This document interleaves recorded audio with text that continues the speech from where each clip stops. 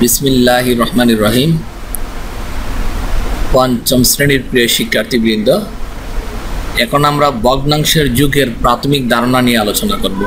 ভগ্নাংশের যুগ করতে গেলে কি কি বিষয় আমাদেরকে জানতে হবে এগুলো আমরা আলোচনা করব। এটা হলো ধারণা।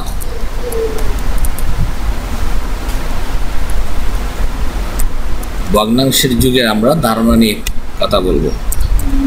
শুরু করি তাহলে। আমরা যদি ভগ্নাংশের যোগ করতে যাই, প্রথমেই একটা ভগ্নাংশে কি কি জিনিস আছে আমরা দেখে নিই। যেমন দেখো, এখানে আছে 7/1। আমরা লিখব, আমরা এই যে এটাকে আমরা পড়ব বাংলাতে 7/1। ঠিক আছে, কি পড়ব? 7/1। অথবা এভাবে পড়তে পারি 1/, বলতে ইংলিশ আর কি,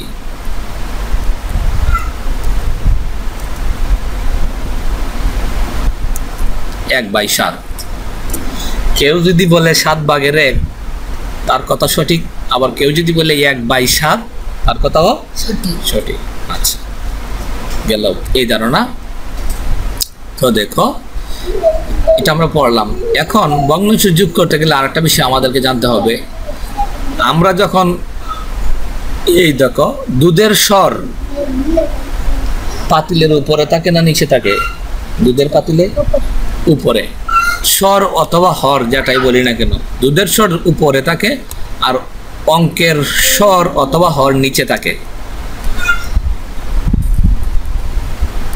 তাহলে নিচের 7কে আমরা বলবো হর। 7কে কি বলবো? হর। আর উপরে যে 1 তোমরা দেখতে পাচ্ছ, এই 1টাকে আমরা বলবো লব। দেখো তো ঠিক আছে কিনা? ঠিক আছে। তাহলে 7/1, 7 হলো হর, 1 হলো লব। ঠিক আছে। তো এরকম লব এবং হর মিলে একটা ভগ্নাংশ হয়। একটা ভগ্নাংশ করতে গেলে দুইটা জিনিস লাগে কমপক্ষে, হর লাগে, লব লাগে। এখন তোমাকে প্রশ্ন করি, হর কোথায় থাকে? উপরে থাকে না নিচে থাকে? দুধের হর কোথায় থাকে? উপরে। অঙ্কের হর কোথায় থাকে? এই কথাটা এইভাবে মনে রাখবে। আমাদেরকে যখন স্যার পড়িয়েছিলেন ঠিক এভাবে পড়িয়েছেন। স্যারে বলতো, আচ্ছা বলো তো, দুধের হর, দুধের পাতিলে হর অথবা স্বর কোথায় থাকে? আমরা বলতাম স্যার উপরে থাকে। তাহলে অঙ্কের হর অথবা স্বর কোথায় থাকে? নিচে। তাহলে ভগ্নাংশের মধ্যে কমপক্ষে দুইটা জিনিস লাগবে, একটা হলো হর, একটা হলো লব। লব কোথায় থাকে? উপরে। বুঝে উত্তর দিবা। আচ্ছা আচ্ছা। আর এখানে আরেকটা জিনিস দেখো, এটা হলো 3। আমরা 3 লিখলাম। এই 3টাকে আমরা বলবো পূর্ণ সংখ্যা বা পূর্ণ সংখ্যা বলবো অথবা সমস্ত। এটাকে পড়ার উপায় হলো না, আমরা আরেকটা অঙ্ক করি। এইটা থাক, দরকার নেই, এতটুকু থাকলো।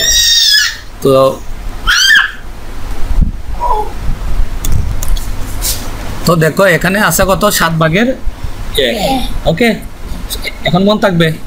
যদি মনে থাকে তাহলে আমরা আরেকটা অঙ্ক লিখি, দেখি তোমাদের মনে আছে কিনা। নিচে চলে যাই, এটা কিভাবে পড়ো দেখবো।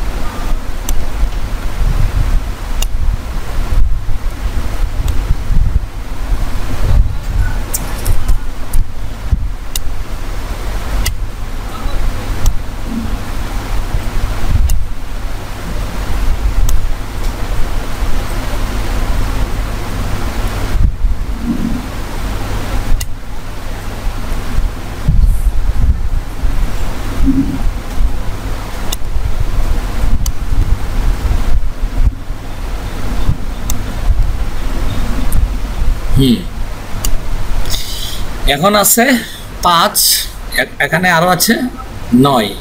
এখন কিভাবে পড়বো আমরা? কিভাবে পড়বো? 5/9 হবে না 9/5 হবে? বলো তো। এটা হবে 9 ভাগের 5। নিচেরটা আগে আগে পড়তে হয়। এখানে 7 নিচে ছিল না, এই জন্য 7 ভাগের হয়েছে। কি হয়েছে? তাহলে এখানে আমরা পড়বো 9 ভাগের, নিচেরটা আগে আগে পড়তে হয়। 9 ভাগের 5। কয় ভাগের 5?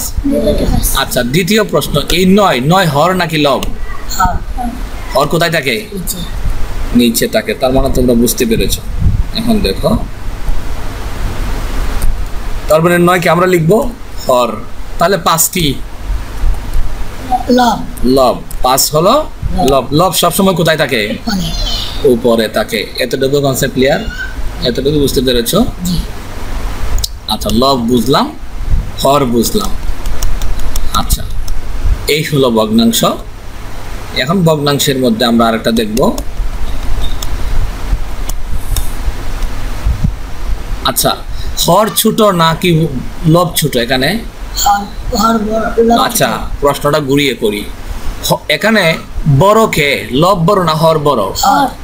আচ্ছা, হর যদি বড় হয়, তোমরা আমরা আরেকটা জিনিস লিখি, দেখো, হর বড় হলে প্রকৃত ভগ্নাংশ।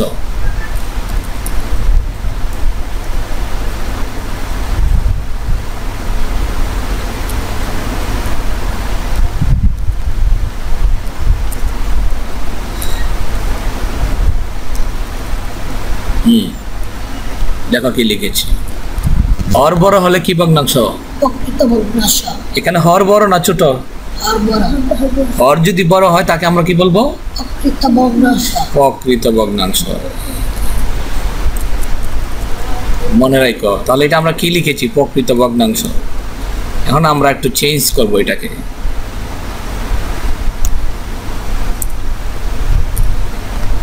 এখন দেখো, হর বড় না ছোট? বুঝে দেখে উত্তর দিবা, না দেখে উত্তর দিবা না। এটা হলো 4 ভাগের 5। কত ভাগের 5? 4 ভাগের 5। নিচেরটা আগে, হর আগে পড়তে হয়। 4 ভাগের 5। এখন হর বড় না ছোট? হর ছোট। তাহলে আমরা লিখবো হর ছোট হলে তাকে আমরা বলবো অপ্রকৃত ভগ্নাংশ।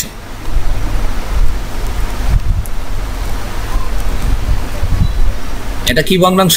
অপ্রকৃত ভগ্নাংশ। এখন অপ্রকৃত ভগ্নাংশ কাকে বলে?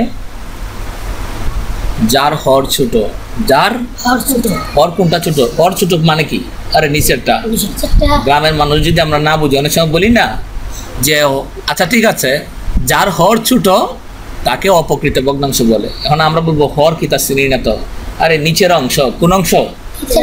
আরে নিচের অংশ। নিচের অংশ ছোট হলে তাকে আমরা কি বলবো? অপ্রকৃত ভগ্নাংশ। বলো, অপ্রকৃত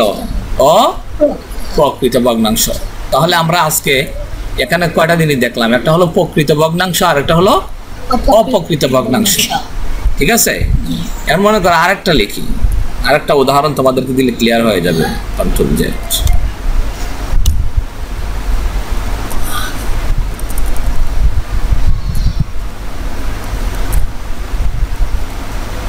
প্রথম অঙ্ক ভগ্নাংশটা কি ছিল? 9 ভাগের 5। এখন এটাকে আমি উল্টাবো।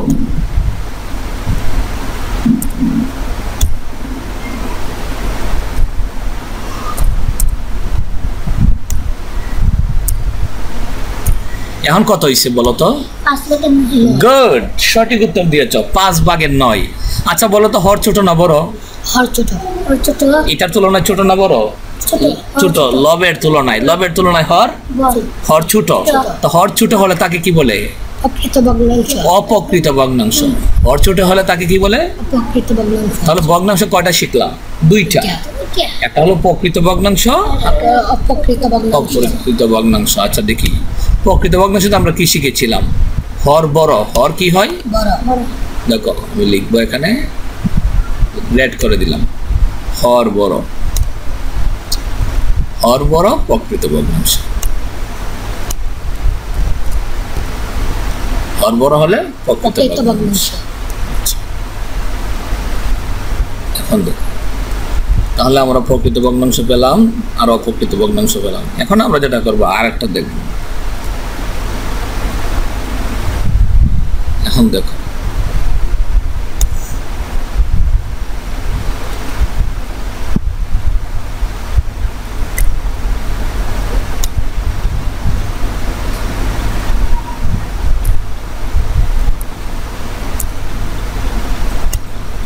এখন দেখো এখানে আরেকটা দিয়েছি বাম পাশে,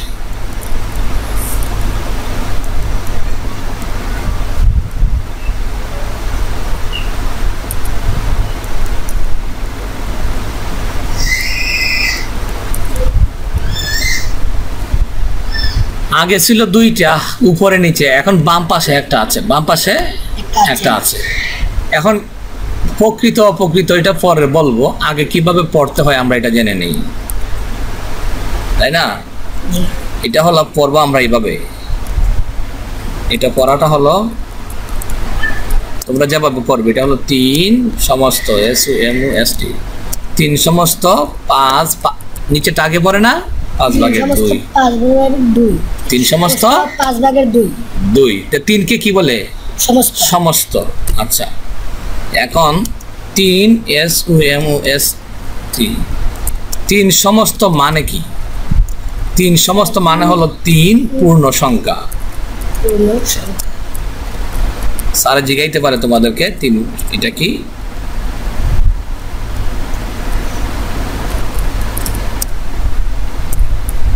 তিন সমস্ত মানে হলো কি? 3 পূর্ণ সংখ্যা। পূর্ণ সংখ্যা। 3 আর 3 পূর্ণ সংখ্যা মনে থাকবে। তে এই যে বিষয়টা হলো এখানে 3টা অংশ আছে, একটা 3 হলো সমস্ত, 5 হলো হর, 2 হলো লব। 2 হলো কি? 3 সমস্ত, 2 লব, 5 হর। এই 3টা অংশ তাকে বলা হয় কি ভগ্নাংশ বলতে পারবা? প্রকৃত অপ্রকৃত পড়া শেষ, এখন এটা কি ভগ্নাংশ?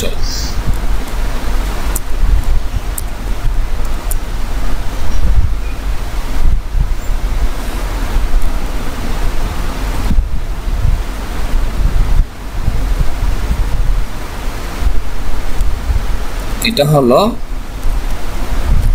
3 অংশ মিলে। কয় অংশ এটার মধ্যে? 3 অংশ মিলে। 3 অংশ আসেনি? আসেনি? কি 3 অংশ মিলে হলো মিশ্র ভগ্নাংশ। 3 অংশ মিলে কি ভগ্নাংশ? আর 3 অংশ কি তা? একটা হলো পূর্ণ সংখ্যা অথবা সমস্ত। পূর্ণ সংখ্যা অথবা সমস্ত এখানে কত আছে? 3। হর কত আছে? 5। লব কত আছে? তাহলে অংশ কয়টা?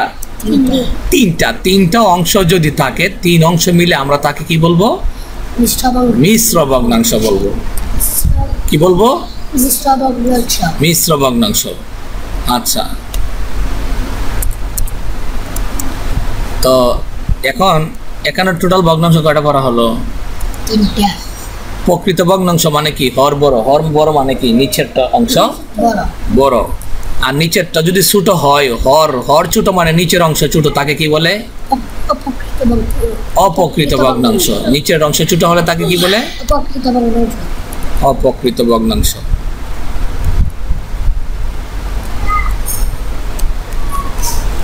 আচ্ছা অপ্রকৃত ভগ্নাংশ। আচ্ছা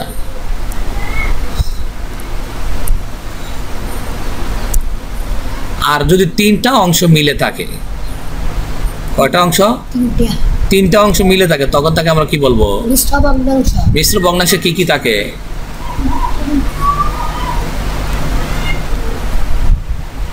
বলতে পারবা কেউ?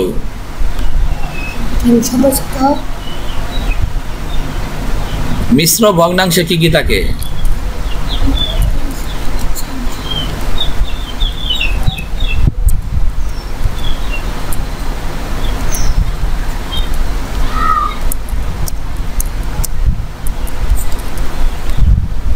মিশ্র ভগ্নাংশে কি কি থাকে?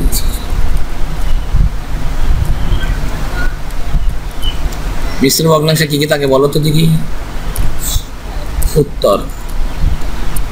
উত্তর হলো মিশ্র ভগ্নাংশের সমস্ত থাকে।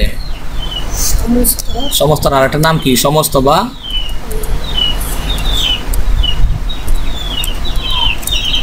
পূর্ণ।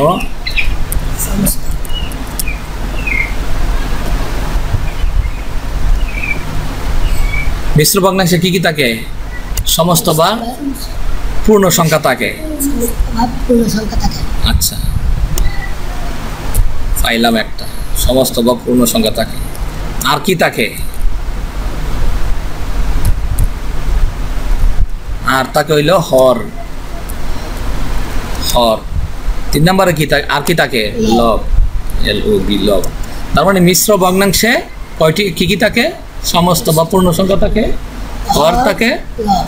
লব থাকে। প্রশ্ন,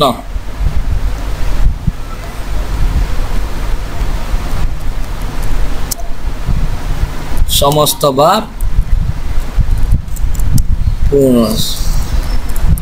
পূর্ণ সংখ্যা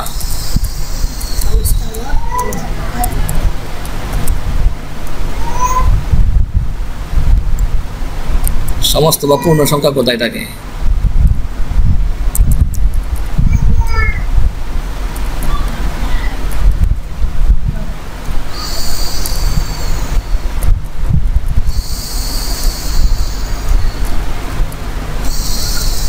এখন দেখো, সমস্ত বা পূর্ণ সংখ্যা কোথায় থাকে?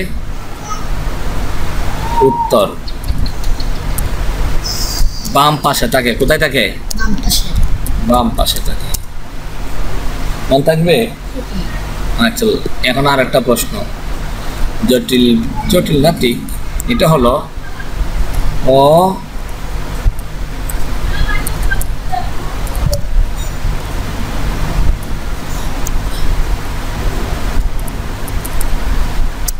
অপকৃত ভগ্নাংশে, বুঝা উত্তর দিবা না, বুঝা উত্তর দিবা না। অপকৃত ভগ্নাংশের লব, লব কোথায় থাকে? বুঝে উত্তর দিবা। উপরে।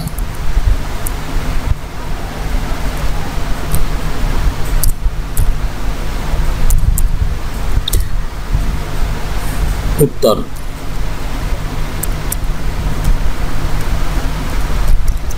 অপকৃত ভগ্নাংশে লব কোথায় থাকে? উপরে।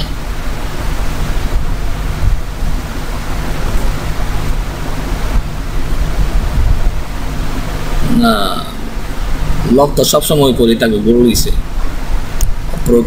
অপকৃত ভগ্নাংশে বড় সংখ্যা, বড় অঙ্ক, বড় অঙ্ক কোথায় থাকে? উত্তরটা হবে বেপে। অপকৃত ভগ্নাংশে বড় অঙ্ক কোথায় থাকে? উপরে থাকে না নিচে থাকে?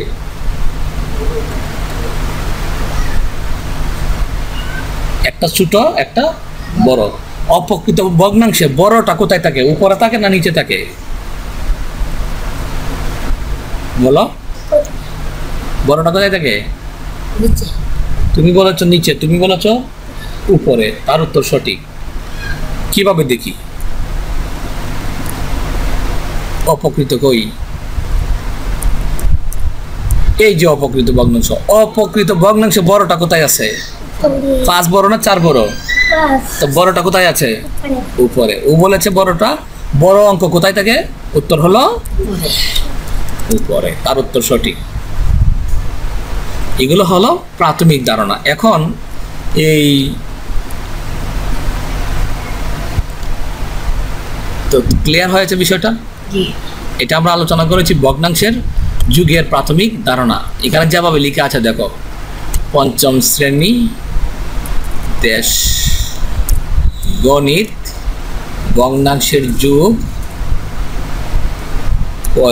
ফলা আকার, THUMI কি প্রাথমিক ধারণা। এই বিষয়টা তোমরা খাতার মধ্যে পুরাটা ভিডিওটা একটু একটু করে বন্ধ করে করে করে করে যতগুলো আছে সবগুলো চলবে। ঠিক আছে সবাই? এই কথাই রইল আজকে। দাঁড়াও, আগে আমি এটা কি করে নিই, নেটে দিয়ে দিই।